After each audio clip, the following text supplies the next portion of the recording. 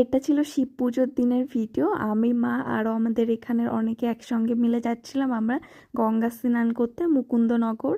আমরা চলেও এসেছি, আর এই দিন এতটা ভিড় ছিল আর গাড়িতে এতটাই ভিড় হয়ে গেছিলো যে গাড়ি দূরে দাঁড় করিয়ে রেখে আসতে হয়েছে। আর এই যে আমরা পৌঁছে গেছিলাম, আর মন্দিরে ঢোকার সময় তো এত ভিড় হয়েছিল যে ভিডিও করতে পারিনি, কারণ ঢোকাই মুশকিল হয়ে যাচ্ছিলো। আর মা স্নান করে এসেছিলো বলে এখানে একটু ফার্স্টে মা পুজো দিয়ে নিচ্ছিল।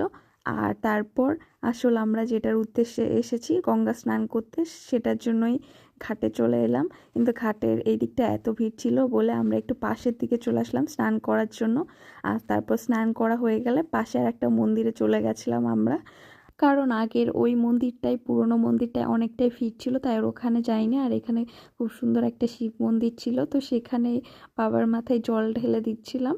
নদী থেকে যে জলটা এনেছিলাম, বাড়ি থেকে যেগুলো এনেছিলাম সেগুলো দিয়ে পুজো করে নিলাম।